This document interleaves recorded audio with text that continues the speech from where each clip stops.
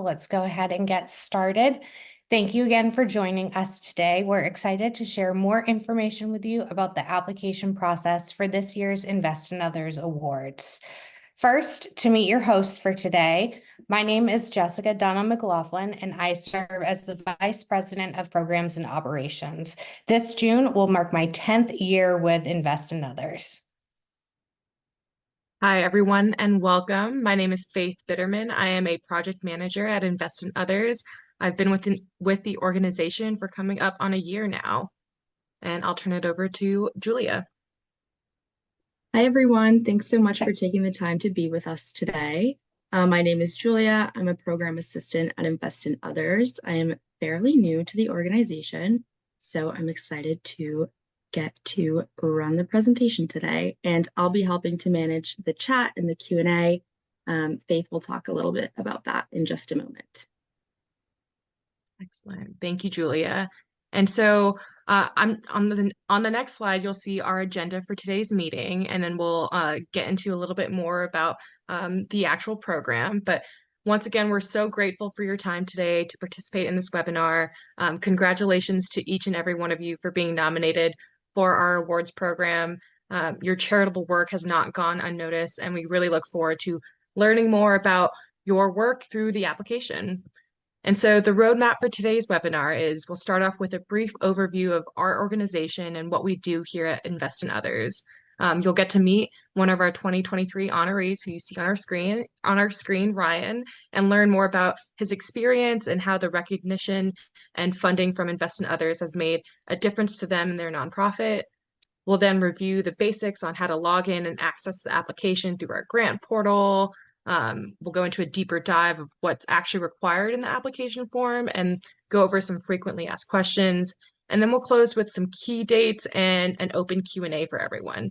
And just a little bit of an overview on how to utilize the Q&A function.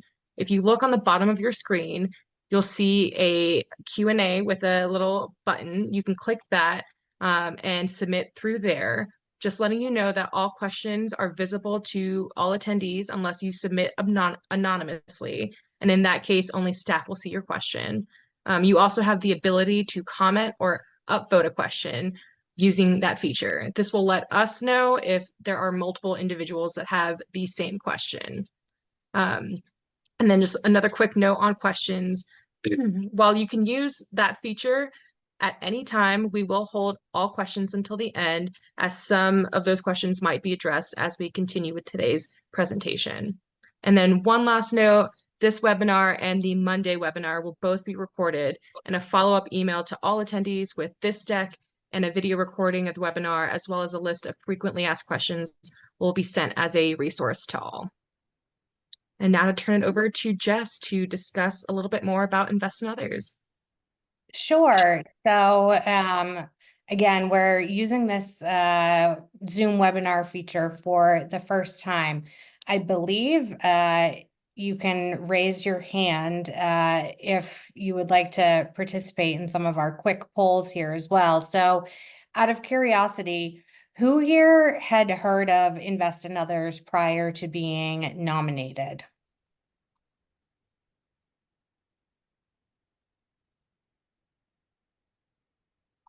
Great. Fantastic. Well, for those of you who are new to us, Invest in Others is an industry-wide nonprofit that provides a platform for financial advisors to make an impact on the causes that they care about. And really, our goals are twofold. First, to shine a spotlight on the good that's happening in the industry. And second, most importantly, help advisors further their charitable work by increasing visibility and donating funding to the nonprofits that are important to them. And since our founding in 2006, we've now awarded over $6 million to charities. More than 70% of this has been awarded in the last 5 years alone. Our flagship program is the Invest in Others Awards. That's what you're here about today. And that program recognizes financial advisors for giving back to nonprofits across the country and around the world. This is truly about what the financial advisor is doing to make a difference with the nonprofit and those that it serves. So speaking of advisors, Faith is going to introduce you all to our special guest today. Yes, thank you. So on your screen on the PowerPoint and with us today on the call is our special guest, Ryan Smith. Ryan was honored as a finalist last year in the Catalyst category for the charity he founded, Grady's Decision. Ryan, if you wouldn't mind taking a few minutes to tell us more about your experience with us last year and a little bit more about Grady's Decision.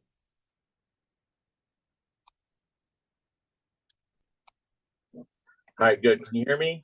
Great. Yes. Hello, everyone. Let me first just welcome everybody. And again, just what an honor to be nominated for this award. And congratulations to all of you who've been nominated for Invest in Others. I'll start off briefly and just tell you a little bit about Grady's first, and then I'll just share a little bit about our experience last year going through this process. A little bit about Grady's. 15 years ago, we going through infertility treatments and the lack of the inability to get pregnant. We, through infertility treatments, we got pregnant with boy-girl twins.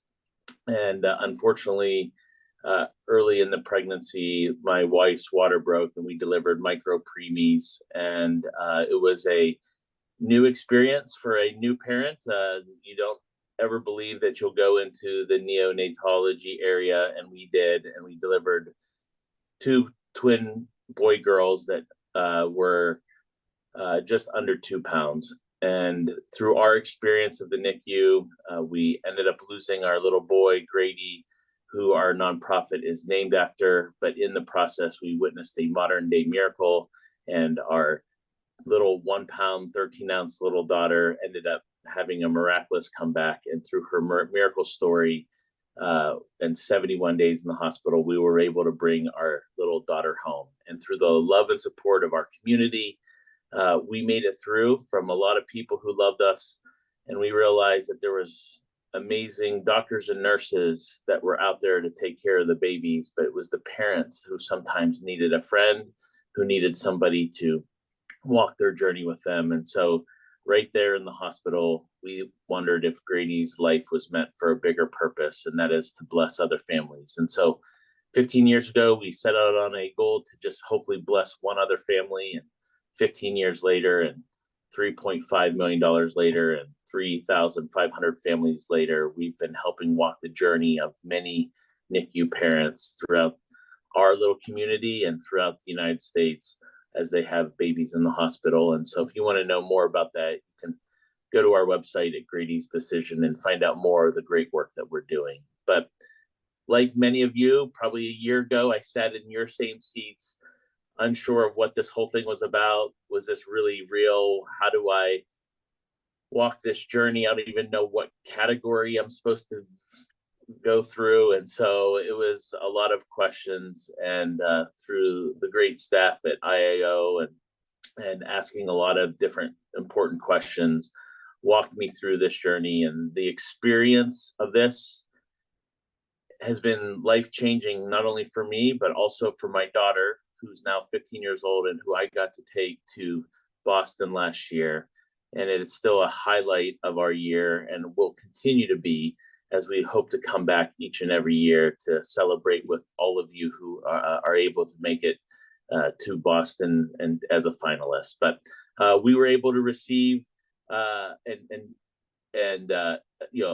wonderful gift by IO, and that surely changes us in the sense of the money that was used was allow us to expand our operations. We're going into a new community this year, and so the money that was given has allowed us to grow in many different ways. But the friendships that we've made, the other award recipients that we still very close with, the notoriety of being a part of this in the financial services industry and have people that you work alongside with, people that you revere, people that you maybe write business with, all celebrating the great work of financial advisors in their communities, has brought so much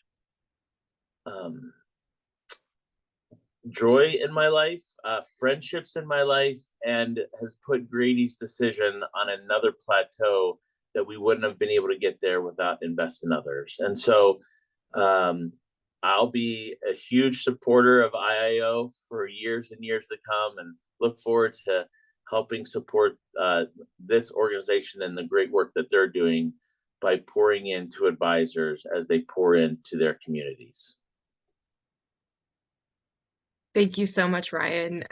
You really are a great example of why we do what we do. The whole goal of our organization is to amplify the charitable work of the financial advising community, but just hearing what you have to say, it just means so much more than what we're doing at that baseline level. The relationships that we've seen develop from just your cohort to begin with is just fantastic. And every time we get to have the privilege of being on a call with you, I get goosebumps. And so thank you again for joining us today and telling us a little bit about Grady's decision and a little bit about your experience with IIO. We're just so honored that someone nominated you last year and that you have been on this journey with us. So thank you again, Ryan. And if I could just add, one quick, and if there's anyone out there on this call that just would like to hear more deeply or get one-on-one, I'm always would be available to anyone on this call. If you'd want to send me, I don't know if you'll share my contact information, or you can find me at Grady's Decision if that's the best way. But if you have any questions, I would would love to help out anyone who needs some guidance or some just questions answered that don't get answered through this process. Absolutely. With your permission, I'll definitely share your contact information with the group after this call. Thank you. Thank you, Ryan. And so, it's always great to hear what advisors are doing to make a difference and how the recognition from the awards has helped to amplify Ryan's work. As a staff, we continuously track metrics on this, but and more than 80% of organizations receive funding from us report that there's an increase in community awareness, and they nearly half gain both additional volunteers and funding as a result. But from what you can hear from Ryan, it's more than just metrics and volunteers and funding. It's about the relationships built from this and the community that we have at Invest in Others. So while completing an application may seem daunting, we believe it's worth it. I hope you can hear from Ryan's words that it is worth it. And with that, we'll go into a little bit more detail about the actual process of the IIO awards. Great. And thanks again, Ryan, for sharing your story. Like Faith, I also always get goosebumps. We're lucky that I didn't start crying on this webinar. So the process at a glance. So this chart here shows our process at a glance. You've already made it through the first two steps, the nomination form and the eligibility check, and you are now at the application form. So as a reminder, applications must be completed by April 26th as judging begins promptly on May 3rd. Excellent. And so now I'll go into a little bit more detail on how to access the actual application. By show of hands, if you could use that show hands feature, how many of you have actually gone into the system to access part 2? All right, excellent. I'm seeing some hands raised. Excellent. Well, I will go through, I'll go ahead and share my screen and show for those who haven't been able to access the form, how to go about doing it. So let me do that. So everyone who's been invited to submit part 2 of the application will receive an email like the one that I believe you're seeing on your screen. And so this is just the congratulations, you've been nominated. There's a PDF attachment that goes along with it that goes a little bit more in detail about the actual process and some of the things that we ask for. And then, so again, everyone should have received this email. If you haven't, feel free to reach out to info@investinothers.org and we'll be happy to regenerate it. And then if you've already been in our system, in our portal beforehand, and have a registered user, username, you will receive an email that looks like this. So I believe everyone can see there is a different email that is related to an account login. And so from this page, you should be able to directly click this link and log into the page. So I'll go ahead and demonstrate that. And so this is what that link will direct you to, the login page. This is slightly different from the nomination form login page. And so you'll log in. Once you log in, it'll take you to a screen that shows your in-progress applications. You can also toggle to your submitted applications, but this is where you will find part 2 of the application in this field right here. So you can click that, and as soon as that's clicked, this is part 2 of the application form. Now, if you are a new user and have not been in our system, that second email won't look like that. It'll actually look like this. So our system will automatically generate a username and temporary password for you, and it will be sent from mail@grantapplication.com. You can go ahead and just click this link and it will take you to the same page, and it should all look the same. But if you're running into any issues at all with that, please reach out to info@investinothers.org and we will be happy to assist. Excellent. And so I will now turn it back over to Julia to go into a little bit more detail about the actual application form. Okay, so we should be back at the PowerPoint now. So this at a high level is all of the information you will need to complete as part of the application form. When you were invited to apply, a PDF was included in the email that has all of this information. This is also available on our website or within the application form itself. And we'll be talking about each of these today. So let's dive into the first category, which is about the nonprofit. So this section really tries to set the background for the nonprofit environment in which the advisor is contributing. We're looking to learn more about the organization. So what is the mission? What's the area of impact?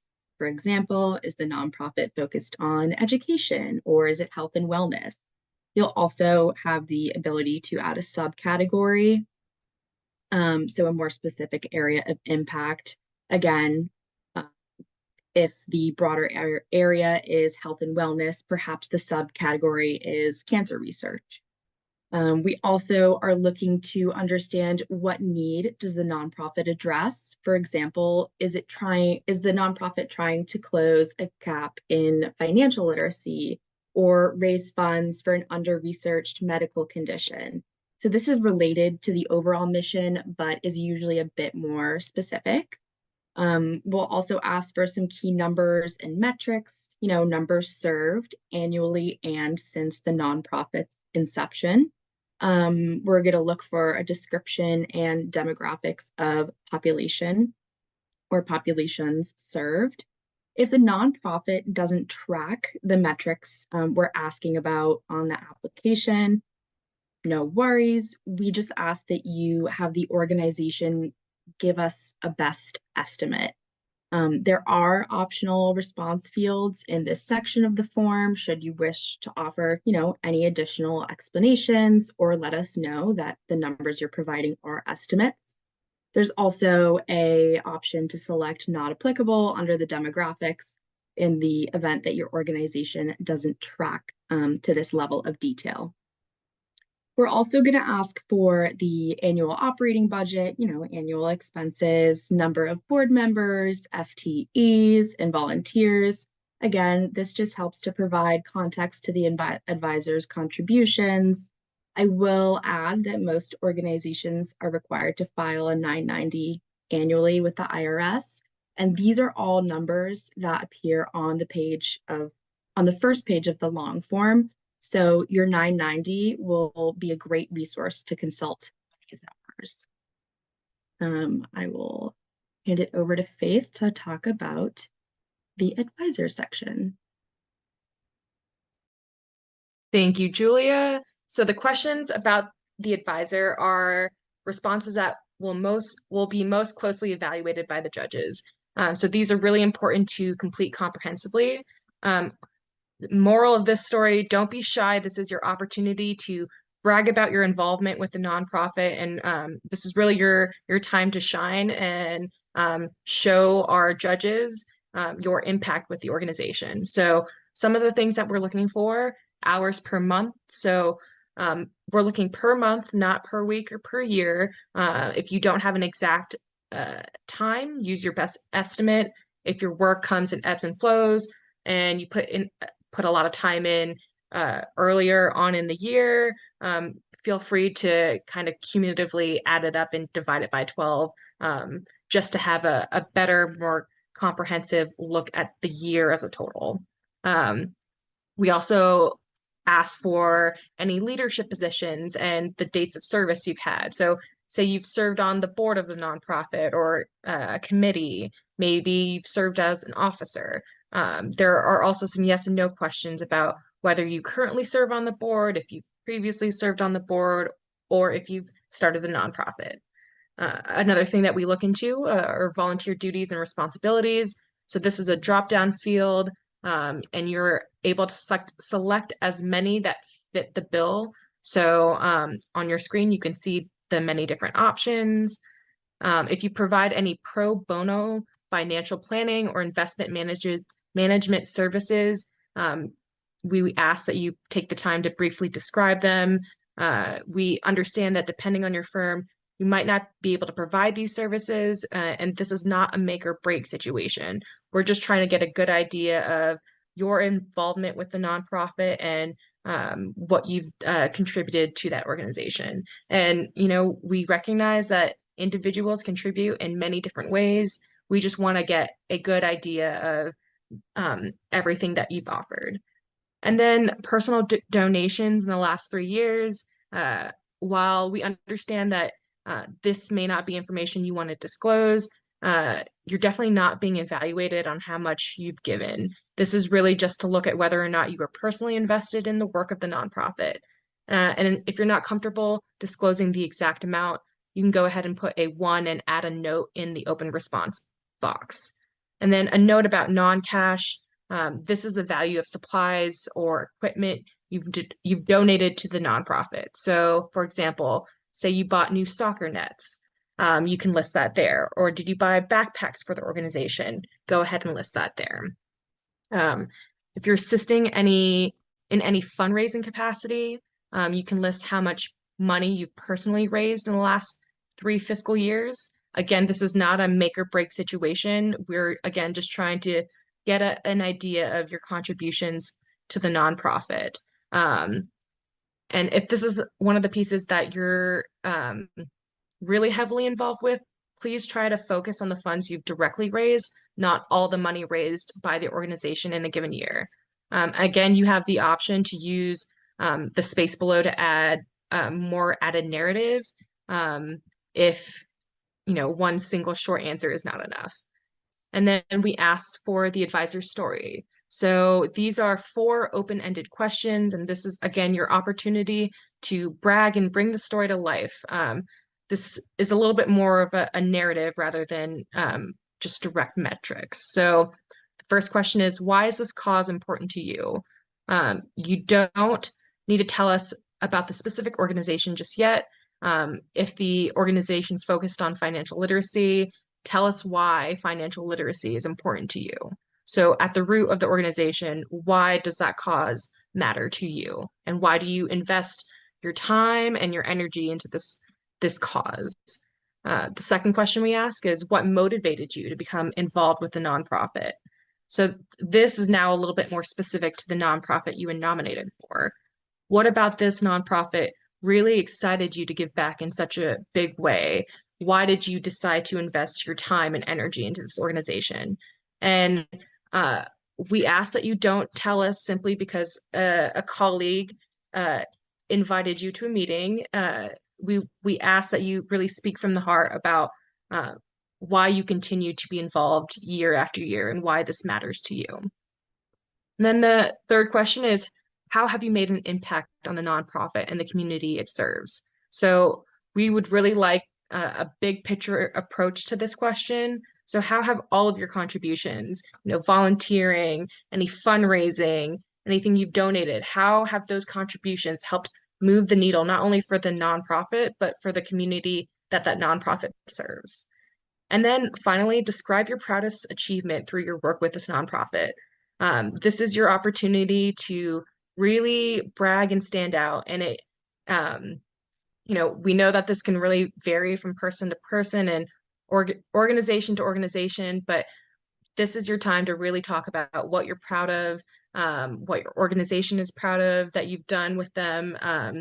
So really take this opportunity to sing your own praises from the mountaintop.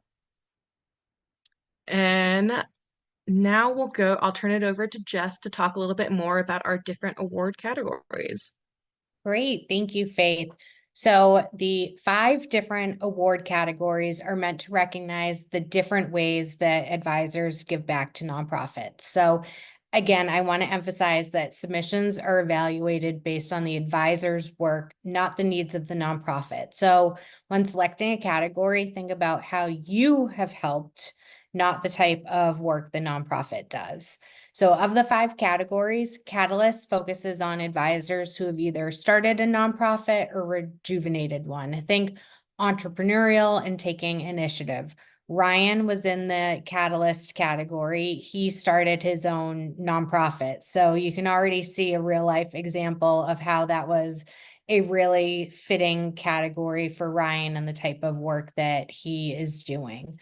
So next is community service. This is really for advisors who have served a nonprofit with distinction as a board member, a fundraiser, or another executive leadership position. The majority of applications we receive every year are for this category. So again, think leadership and board service here.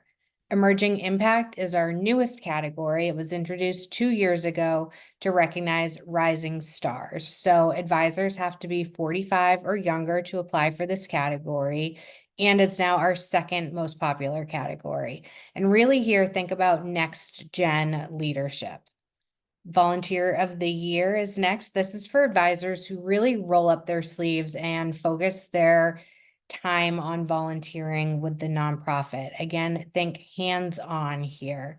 And finally, Lifetime Achievement is our most prestigious award for advisors who have been involved with their nonprofit for at least 20 years. So serving with distinction, really creating a lasting impact and legacy. Think longevity here. Have you consistently contributed at a high level of engagement over those 20 years? Then this would be the category for you.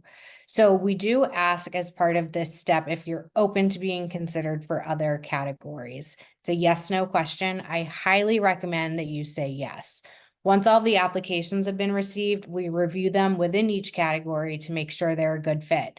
And this gives us the flexibility to move your submission into a category where you may be more competitive.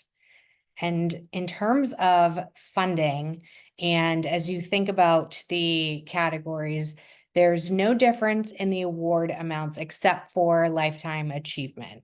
So the recipients in Catalyst, Community Service, Volunteer of the Year, and Emerging Impact will receive $60,000 each. And the Lifetime Achievement Award recipient will receive $100,000. The 2 remaining finalists in each of the 5 categories will each go home with $25,000.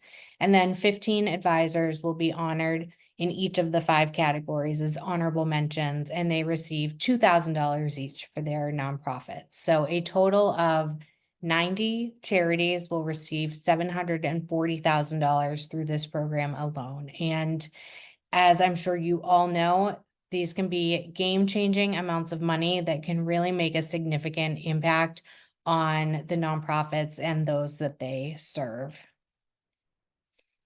And over to Julia. Okay. Next, we're going to talk about the required attachments. So your nonprofit letter of support is a really critical component of the judging process. Now, this should be written by a representative of the nonprofit. Sometimes, typically we'll see the ED or another executive that works very closely with the nominee. If your nonprofit doesn't have a professional staff, then this can be written by a board member or a volunteer that the nominee works closely with and who can really speak to the nominee's contributions. The purpose of this letter is really twofold. One, it's part of our due diligence process just to kind of confirm the extent of the advisor's involvement. And two, to tell the advisor's story from the nonprofit's perspective. The nonprofit can really sing someone's praises in a way that an individual might not feel comfortable doing for themselves. So tell us, how this advisor has made an impact. I will say that the judges are looking for concrete examples and results rather than just platitudes, although platitudes are nice. Really try to incorporate those concrete examples. Try to keep the letter to 750 words, depending on font size and formatting. This can be up to, this can take you to 2 pages. So if you really focus in on results rather than platitudes, then the word count maximum should not be an issue. Additional required attachments.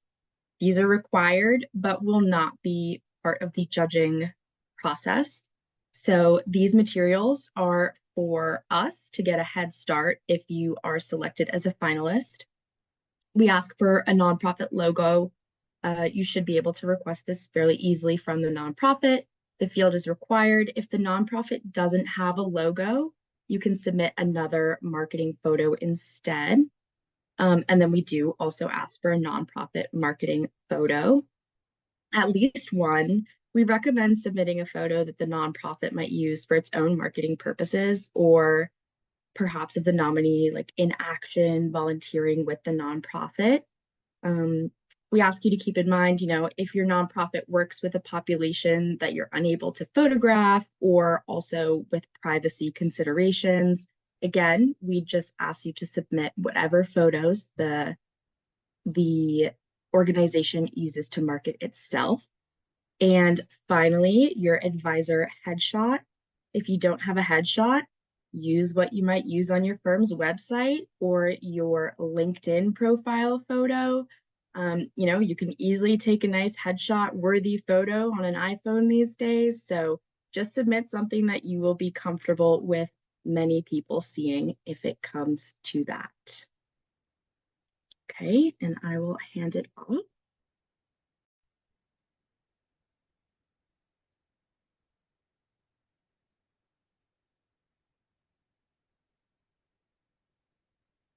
Sorry, my internet just cut out, but can everyone hear me?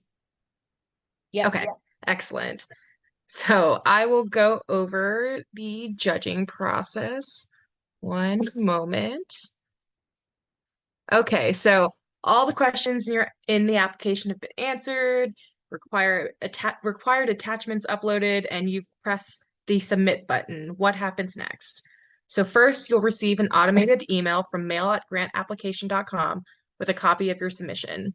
Second, within a week of the application deadline, we'll send an email from the grant management system, again, mail@grantapplication.com, to confirm that the application has been received and released for judging. Reminder, I already said that. The applications then undergo multiple rounds of review and judging, which begins promptly after the application deadline, which, as a reminder, is Friday, April 26th. The final round of judging is when a panel of industry professionals, including reps from media companies, industry associations, and other industry influencers, review and score the top 10 applications in each category. We then hold a series of judging calls, again, one per category, where after much discussion and voting, the 3 finalists are agreed upon, including which of the 3 will be the category recipient. The judges often grapple with tough decisions. To try and limit bias as much as possible, identifying information such as the advisor's name, firm name, and broker-dealer/custodian are removed, and only the charity name remains. Excellent.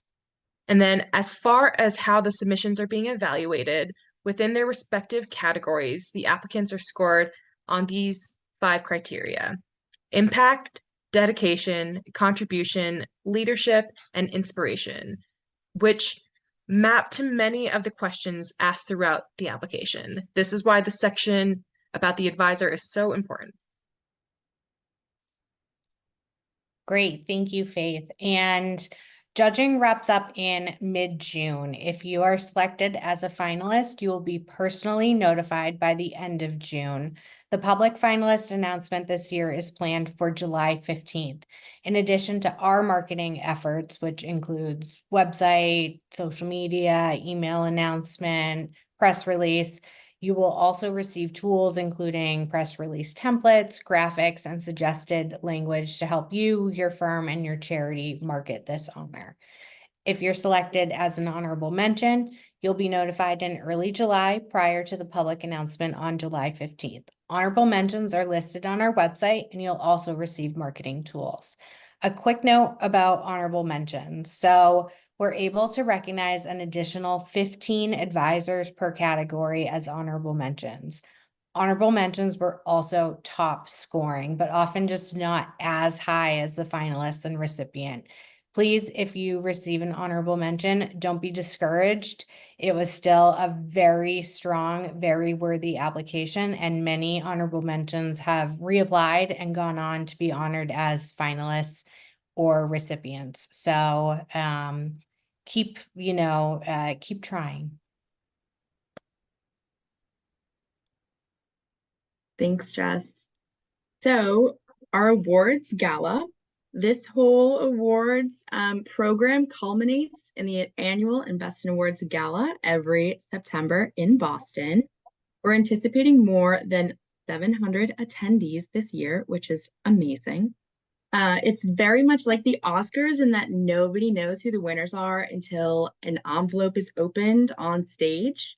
Our marketing partner, Jay Connolly, creates these really incredible videos on each finalist, which are played as part of the awards presentation. So that's also something really lovely. There's rarely a dry eye in the house with those. So we're currently securing corporate sponsorships for the gala, but we'll open individual ticket sales in July. And these are just some photos of our previous events and some attendees and finalists.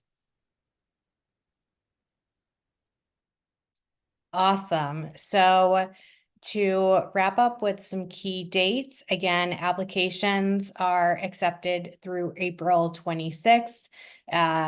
Faith did the live demo of how you can access that application. But of course, if you get stuck, you can always email us at info@investinOthers.org.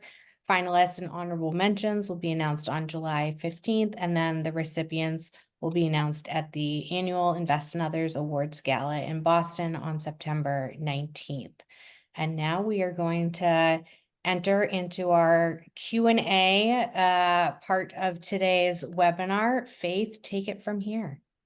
I just want to go over the Q&A function one more time. You can submit questions below to the Q&A button, and these questions are visible to all attendees unless submitted anonymously.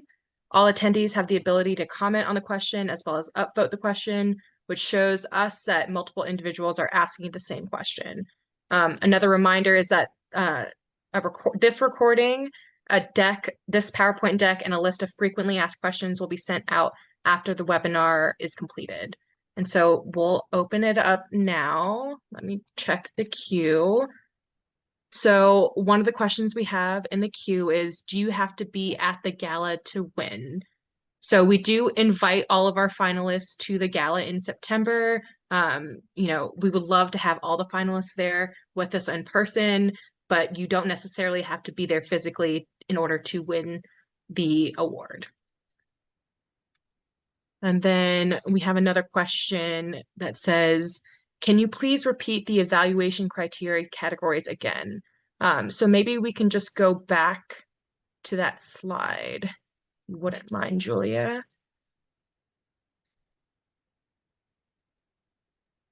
I believe this is the slide that you're referencing. So we'll leave this on the screen very briefly, and we can maybe toggle in between. I think there might be two. But if there are any other questions, feel free to add them to the Q&A. If you have any questions for Ryan, feel free to submit them as well. Let's see. All right, we have another question that says, "Hi, I'm wondering if there's any specific advice to help set you apart from other applications. What did the winners do that helped set them apart from everyone else? Any key items?" If Jess, would you mind answering this question? Sure. So I would say that the finalists and winners, they are just giving at a very consistently high level. And so are many of the honorable mentions as well. I would say it's really important as you complete the application that, again, you are as detailed as possible. If somebody has held like multiple leadership positions and, to you, it's like, oh, should I list all of them? Yes, please list all of them. We want to see that. And if you give us one word responses, especially for some of the open response questions under the advisor story, again, that is not going to set you apart. So we understand it takes time to put that amount of energy and detail into the application, but it truly does make a difference and is a much more substantive piece for the judges to go through and evaluate. Thank you, Jess. Hey, Jess, add something. Is that okay? Absolutely. Again, just want to reiterate, as someone who was a recipient last year, you are competing against some of the most amazing financial advisors / volunteers that the country has. And so you do need to try to do your best job to brag on yourself. And it was really hard for me. I wanted the organization to get all of the kudos, and I wanted to take more of a backseat in the sense of I want the organization to be promoted, not me. And in this situation, Invest in Others is promoting you, the advisor. So as hard as that is, sometimes it's okay to love on yourself in this process and to have the people who are writing the letters of support really do a good job of promoting your hard work and what you do for your nonprofits. And then one thing I'll add, the videos of previous years and watching them was a big help to me to see the type of work that past recipients were doing and how they were presented. And it made it easier for me to present what we did based on watching what previous years. And so one of my advice, once you get done with this webinar, is to go on the IIO website and watch some of the previous award winners on YouTube or on the website. It was very helpful. Thank you, Ryan. And the slide that has your face on it, we've linked to that video that we did on Grady's decision. So when this gets sent to the group, you all can click directly to it and learn a little bit more about Grady's decision. Excellent. So we'll go back into the chat. So we have a question. Are each of the judging criteria scored equally? And to that, Jess, yes, each category is judged and scored equally. I will say it's within each category. So again, like for Volunteer of the Year, where it's much more of an emphasis on time and being hands-on, the donations and fundraising for all of the applicants in that category will be relatively low. So again, it's trying to compare apples to apples as best as humanly possible. Thank you.